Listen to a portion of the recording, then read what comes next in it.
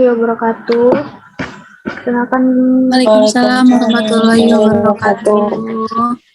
Kita dari kelompok 3, audit pemeriksaan manajemen. Anggota kelompoknya ada 1 Eka Yulianti, 2 Salindri Eliasa, 3 Imas Nur Hafifah, 4 Ersa Amanda, 5 Yeni Lisa Fitri, 6 Iriza Selvia, 7 Sinta Aditya Putri. Kita akan menjelaskan tentang CV Ardian Agung Teknik yang beralamat di Jalan Gatot Subroto, Tangerang, Banten, bergerak di bidang perdagangan alat industri dan jasa. Selanjutnya ada pendahuluan. Metode penelitian dengan pendekatan deskriptif adalah suatu penelitian yang disusun dalam rangka untuk memberikan gambaran secara sistematis tentang informasi ilmiah yang berasal dari subjek atau objek penelitian.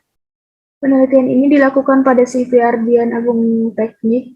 Penelitian ini menggunakan data primer sebagai sumber data dalam penelitian ini. Data primer dalam penelitian ini adalah data yang pertama kali dicatat dan dikumpulkan oleh peneliti seperti hasil wawancara atau hasil pengisian kuesioner yang dilakukan oleh peneliti.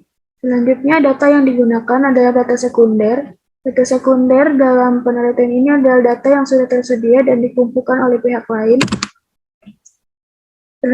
Selanjutnya ada pengertian audit dalam pengertian luas. Audit adalah kegiatan evaluasi terhadap suatu organisasi, mulai dari sistem, proses, hingga produknya.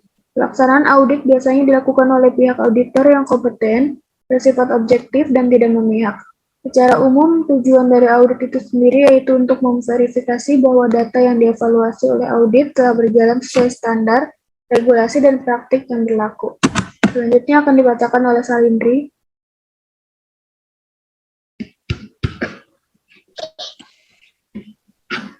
Audit manajemen.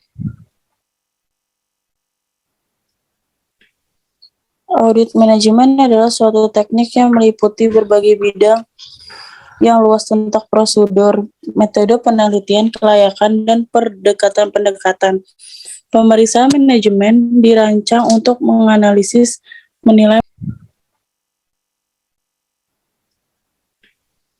Audit manajemen adalah suatu teknik yang meliputi berbagai bidang yang luas tentang prosedur, metode penelitian, kelayakan, dan pendekatan. Pemeriksaan manajemen dirancang untuk menganalisis, menilai, meninjau ulang, dan menimbang hasil kerja perusahaan dibandingkan dengan standar yang telah ditentukan atau pedoman yang ditentukan oleh perusahaan. Tujuan dari pemeriksaan manajemen adalah untuk mengevaluasi efisiensi dan efektivitas perusahaan. Alexander Hamilton Institute 1989. Next.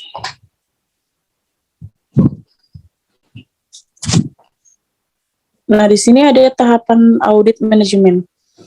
Yang pertama yaitu ada survei pendahuluan. Tahapan ini adalah perkenalan antara pihak auditor dengan organisasi audit, mengkonfirmasi spek audit, mendiskusikan rencana audit, dan mengenal lebih lanjut perusahaan. Yang kedua ada review dan pengujian pengendalian manajemen. Tahap ini mengidentifikasikan, mengklarifikasi penyimpanan dan gangguan-gangguan yang telah terjadi yang bisa mengakibatkan kehambatannya proses produksi. Yang ketiga itu ada audit lanjutan.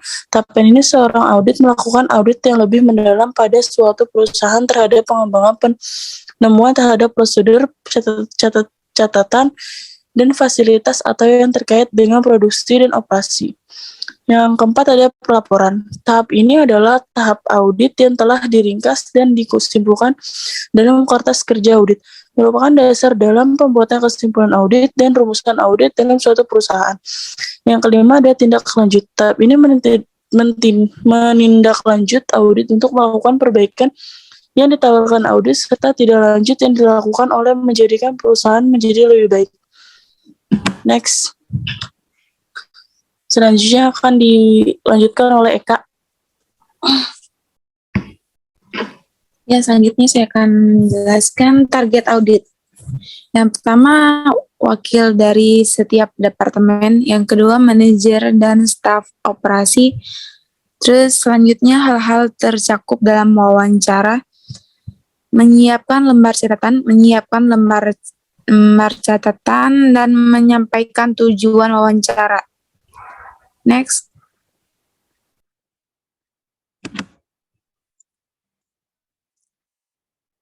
Persiapan audit lapangan, yaitu checklist dan rencana audit secara sampling. Formulir untuk rekaman informasi atau bukti pendukung temuan audit dan rekaman rapat. Yang ketiga, mengenal lapangan dan mengetahui lokasi atau fasilitas dan kondisi perusahaan yang akan diaudit dan di sekitarnya. Apakah berpotensi dampak penting dalam arti prioritas tinggi, proses operasi, terus bahan baku dan produk bahan baku dan produk program pemantauan, temuan atau sebelumnya. Next.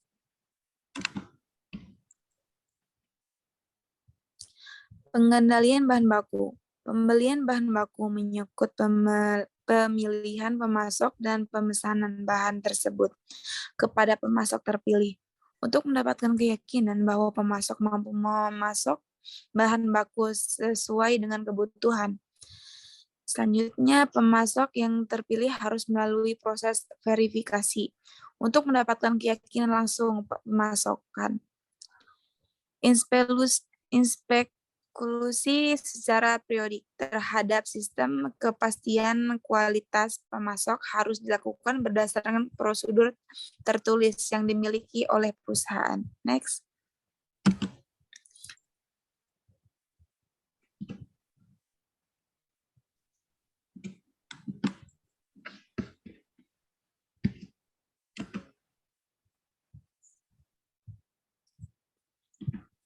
Yang audit checklist-nya. Di sini ada kesimpulannya. Kesimpulannya secara umum aktivitas produksi dan operasi pada CVR Dian Agung Teknik telah efektif, namun masih terdapat beberapa permasalahan pada aktivitas produksi, antara lain kurang efektifnya perencanaan target produksi, instruksi tertulis mengenai pemeliharaan dan perawatan peralatan produksi tidak ada. Untuk memastikan proses produksi tidak ada terganggu, perusahaan juga tidak memiliki prosedur tertulis pengelolaan persediaan bahan baku, sehingga CVR Dian Agung Teknik perlu mengadakan beberapa tindakan perbaikan. CVR Dian Agung Teknik hendaknya memperhatikan jumlah dan kelayakan dari mesin atau peralatan yang karyawan yang terkait langsung.